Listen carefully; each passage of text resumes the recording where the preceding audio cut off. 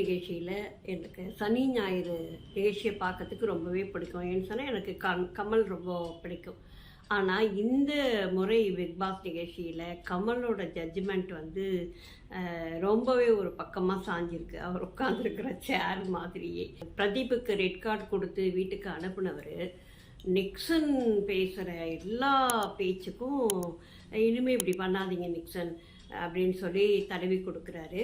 அவரை வந்து வடசின்னை அப்படின்னு சொல்லி அவரை வந்து முத்திரை குத்தாதீங்க அப்படின்னு மற்றவங்கள போட்டு பெரட்டி எடுக்கிறாரு.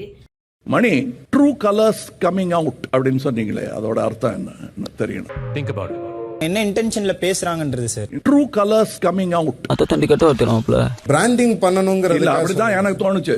அவர் சொன்ன ட்ரூ கலர்ஸும் அதான். புரியுதா எப்படி பிராண்ட் பண்ணுவாங்க உங்களன்னு? அர்ச்சனாவையும் தினேஷையும் போட்டு அவர் பண்ற கொடுமையில இந்த மூணு நடுங்கி போய் ஐயோ நம்ம செய்யறது பூரா தப்பு போல இருக்கு அப்படின்னு சொல்லி எல்லார்கிட்டையும் போய் மன்னிப்பு கேட்குறாங்க. அது இந்த அர்ச்சனா நிக்சன்கிட்ட போய் மன்னிப்பு கேட்டா பாருங்க, அது வந்து உண்மையிலேயே ரொம்ப கொடுமையாக இருந்தது. ஏன்னா ஒரு தார்மீக கோபம் இருக்க வேண்டாமா? எவ்வளோ கேவலமாக பேசுனா, நான் செஞ்சது சரி, நம்ம செஞ்சது தப்பு தான் இருந்தால் கூட வந்து அவன் அவ்வளோ பேச்சு பேசினானே, அதுக்கு என்ன வந்து பதில் சொல்ல முடியும்? அவங்ககிட்ட போய் மன்னிப்பு கேட்க வேண்டிய அவசியமே இல்லை. சரி, அப்படியே மன்னிப்பு கேட்டு தொலைஞ்சாலும் போய் தொலையுதுன்னு விடாமல் அவனை போய் கட்டி பிடிச்சிக்கிட்டு இதெல்லாம் என்ன கொடுமை அப்படிங்கிறது எனக்கு தெரியல. அந்த அளவுக்கு கமல் வந்து அவங்களுடைய மனசுக்குள்ள புகுந்து நீ வந்து செய்யறது பூரா தப்பு அப்படிங்கிற ஒரு உணர்வை வந்து கொடுத்துட்டாரு.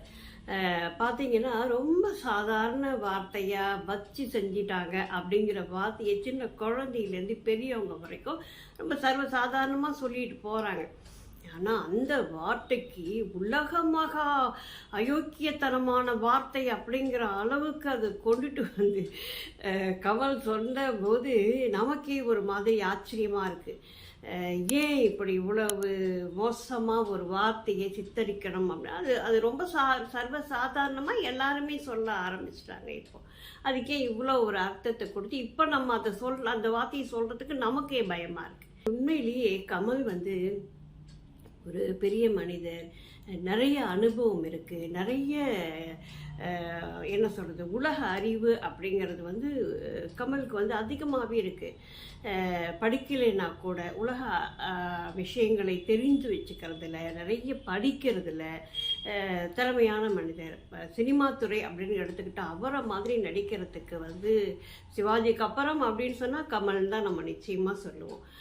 அந்த மாதிரியான ஒரு மனிதர். அது மட்டும் இல்லைங்க, அவருக்கு வந்து வயசு ஆகுது, 60 வயசுக்கு மேலே இருக்கும் கண்டிப்பாக.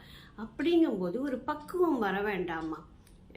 ஒரு நிகழ்ச்சியை நடத்துகிறவர் எவ்வளோ ஒரு நடுநிலைமையோடு இருந்து அந்த நிகழ்ச்சியை நடத்தி கொடுக்கணும். இப்படியா எல்லாரும் கேவலப்படுத்துகிற மாதிரி, அசிங்கப்படுத்துகிற மாதிரி? இது வந்து மாயாக்கும் பூர்ணிமாக்கும் நிக்சனுக்கும் இவர் சப்போர்ட் பண்ணுறது அப்படிங்கிறது வந்து நீ தனிப்பட்ட முறையில் உன் வீட்டுக்கு கூப்பிடு, அவங்களுக்கு சாப்பாடு போடு, இல்லை நடிக்கிறதுக்கு சான்ஸ் வாங்கி கொடுங்க, என்ன வேணால் பண்ணுங்கள், அது வந்து உங்களோட தனிப்பட்ட விருப்பம். இந்த வாரம் நான் உங்களோட அட்வைஸ் கேட்டு தான் சார் நான் ஓகே, பாராட்டுக்கள். ஒரு பொது நிகழ்ச்சி, உலகமே அதை பார்த்துக்கிட்டு இருக்குது, சின்ன பிள்ளைங்கள்லேருந்து பெரியவங்க வரைக்கும் பார்க்குறாங்க. அப்படிங்கும்போது அதுக்கு எவ்வளவு முக்கியத்துவம் எல்லாரும் கொடுக்குறாங்க அப்படிங்கிற விஷயமும் எல்லாருக்குமே தெரியும். அப்படிங்கும்போது நீங்கள் எதுக்கு இவ்வளவு சப்பக்கட்டு கட்டுறீங்க அவங்களுக்கு? அப்போது தப்பு செஞ்சால் வந்து பரவாயில்ல போல இருக்குது, எல்லாரையும் பொம்பளைங்கள்லாம் இந்த மாதிரி திட்டலாம் போல இருக்குன்னு இந்த குழந்தைங்க மனசில் போய் ஆழமாக பதிஞ்சுதுன்னா அதுக்கு யார் பதில் சொல்ல முடியும்? குழந்தைங்க நாளைக்கு இதே மாதிரி பேசலாம். சொருகிடுவேங்கிற வார்த்தை வந்து ரொம்ப சுலபமாக வந்து எல்லாருக்கிட்டேயும் போய் சேரலாம். வந்து எல்லாமே அதை மாதிரி பேசலாம். மூஞ்ச பாரு, வந்து ஒரு பொம்பளையா, என்ன மூஞ்சி இது நல்லாவே இல்லையே அப்படின்னு சொல்கிற மாதிரி எல்லாரும் சொல்லலாம். ஸோ இது மாதிரிலாம் வந்து மோசமான விஷயங்களையெல்லாம் ரொம்ப சர்வசாதாரணமான வார்த்தைகளாக்கிட்ட சர்வசாதாரணமாக எல்லாரும் பேசக்கூடிய ஒரு வார்த்தையை வந்து மோசமான ஒரு விஷயமாக, ஒரு வார்த்தையாக எதிரொலிக்க வைக்கிறார்.